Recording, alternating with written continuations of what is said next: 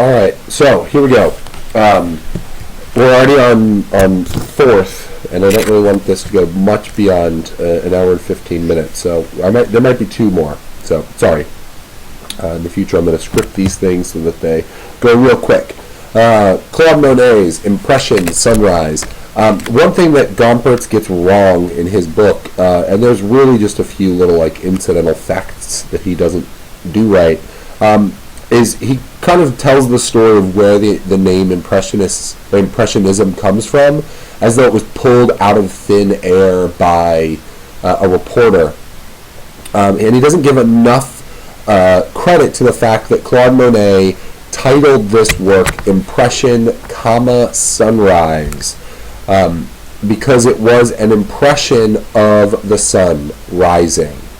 And the idea of an impression comes very specifically from printmaking, where you make an impression of something. And so this was an impression, a visual cue that was given concrete form by the impression of an idea, of a scene in front of him, of the idea of that scene in front of him onto canvas. And so this painting is really the reason why we have the term Impressionism. Now on page 35, Gompertz gives you four really, really great points for what Impressionism is. Second paragraph down, the first one being the staccato brushstrokes. What he means by that is this very quick, brief dabbing of paint onto the canvas. That's something that is new. Even in this work, you don't have that. You do have a very flat application of paint. He's not trying to like make you think that this woman is physically in front of you. Manet is making you aware that there's an image of a woman that is painted on a piece of canvas that is hanging in front of you. Monet and the rest of the folks below are all doing the same thing, but they're being much more pointed about saying about that frenetic brushwork, reinforcing the fact that you're looking at a painting of an image, not the actual image itself, which was the goal of art before our course starts, or before this lecture starts. So we have the staccato brushstrokes, the modern subject. In this case, we have a working port. So this is a very, very new thing. You can see smokestacks in the background here. You can see some fishermen here. You can see some rigs over here. This is an active port. Monet is looking at the modern world. The prioritizing of the effects of light over any pictorial detail. This is about that quick visual impression of a sun coming up over an active port. It's about the light in as much as it's about the object of the painting being the final result. And lastly, the overriding sense that here is a painting that is to be experienced and not just looked at. That sentence is a little backwards. This isn't something that is just meant to be looked at. It's something that you, as a viewer, are supposed to be thinking about the experience of the artist making it while you're looking at it. You will, if and when you see this painting, you will experience it the same way you will experience this painting or any of the other paintings I've shown you thus far. But instead of this being kind of telling you the story, having this narrative associated, this is very much about thinking of that experience of the artist being in that active port, capturing the light, and capturing it very quickly with this very particular kind of brush stroke. And Gompertz refers to it as the staccato brush stroke. That's a term that feel free to use. You can also use fractured brush stroke because they're really quick and deliberate.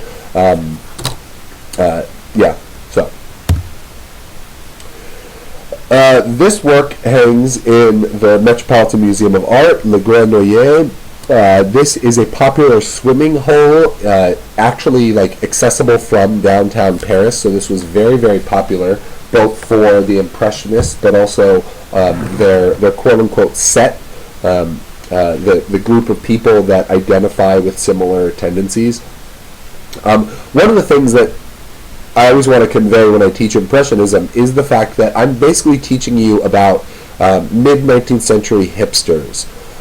These folks were really, really savvy. They had a way of understanding and dissecting various modes of culture, and they were very interested in that culture, but also their group of friends and how that group of people engaged with the world around them, which is effectively what the hippies were doing in the 1960s, and it's what this term hipster has been applied to in the last 15 to 20 years. So basically what you're looking at are hipsters going swimming outside of Paris.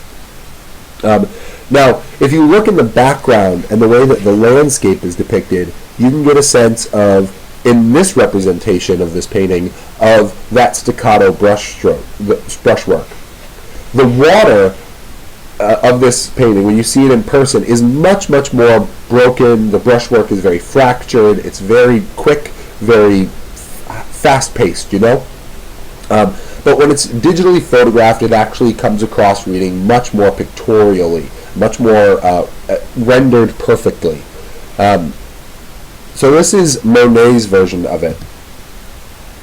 From pretty much the exact same angle, here's Renoir's depiction of it. And in this digital slide, you can see that not only is the background made with that staccato brushwork, but also the water is rendered in that as well. You can see that, you know, in these two artists, they have different approaches to what they want you to see. For Monet, it's about this sense of distance. He really is privileging the light as it exists in the background, and almost creates silhouettes of these people that are swimming. But for Renoir, it's much more about the physical, social environment that he's capturing here. Now, a lot of Renoir's pictures are going to be about that. They're going to have this very social flair to them, and that's just what he was interested in.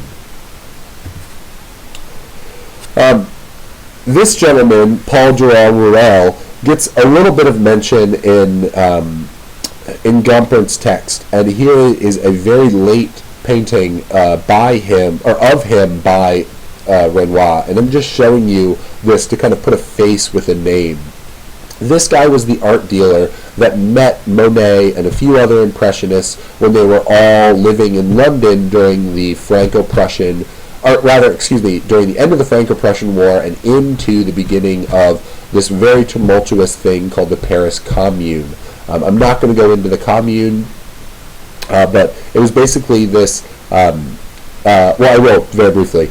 In 1870, a group of rebels, what would probably today would be referred to as insurgents, they actually took control of downtown Paris and they fought against the military. This is something that happens pretty regularly in Egypt in the last 5 years, and it's what has led to the civil war in Syria. To just give you a sense of how this would shape up today.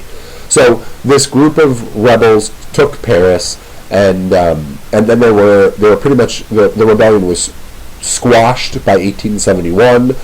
If the rebels were not killed, which many of them were, they were exiled, and Gustave Courbet was one of those people. But during this time, Claude Monet, a few other French artists, as well as Durand-Ruel, moved to London and kind of continued the same avant-garde or progressive painting conversation there. And Durand-Ruel would be instrumental in changing the way that the art market is structured.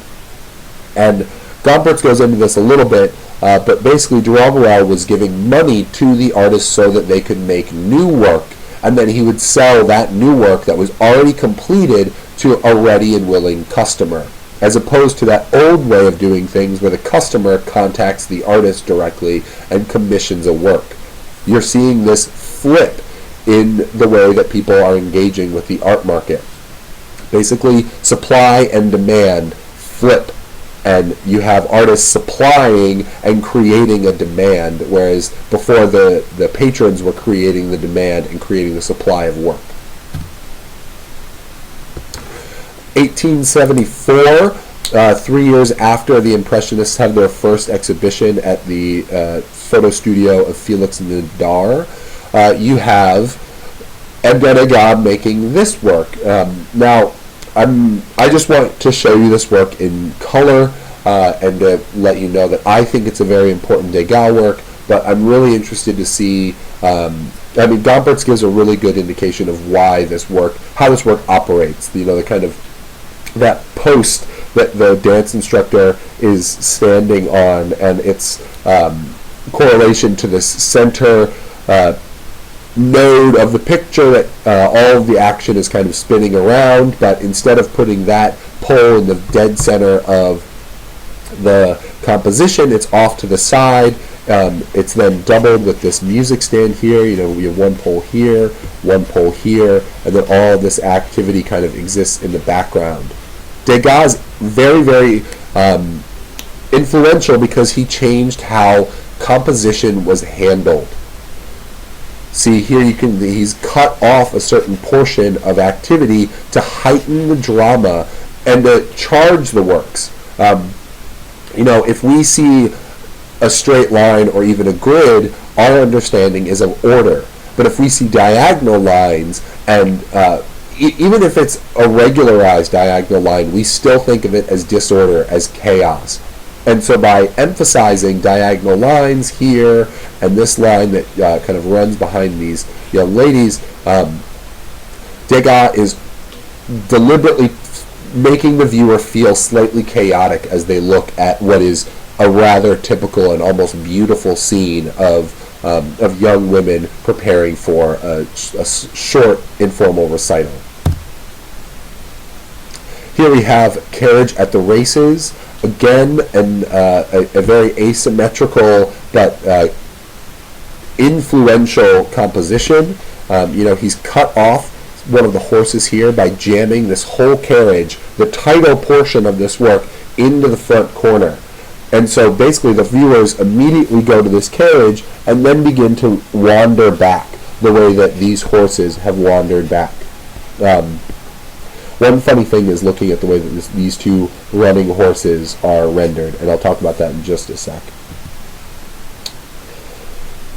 During the Impressionist activity, there was really only one sculptor that mattered. His name was Auguste Rodin, and this is his work called The Age of Bronze. Sculpture before this was very, very static. They were monumental. It was men on horses, women in sculptural friezes that adorned the tops of buildings. What Rodin was really interested in doing was adding a little bit of fluidity and a little bit of reality to this sculpture. He hired models and worked directly from their physique. So you can see in the way that this man is built, he's built the way a human being is built. Oftentimes in monumental sculpture, specifically of the Napoleonic period, this figure would have these massive chests and these huge arms. You probably wouldn't even be able to see any of his genitalia given the way that he would be positioned, because they didn't want to do that. But this is supposed to give you this sense that he is alive. But this is the work of Rodin's that I'd like for you to know. It's called The Burghers of Calais, and the story goes as this. A small French city was the last holdout in a war with Spain, and when Spain won the war, they said they were going to kill everyone in the town, and then word traveled that a group of men stood up and said that they would take the fall. And so the King of Spain agreed, and that these burghers of Calais were meant to present the keys to the city to the Spanish throne, the Spanish crown, and save the city. And they did that, and they were also going to give their lives, but the King of Spain spared their lives and allowed Calais to exist. And I'm going to finish the rest of this in part 5. Sorry, this went over.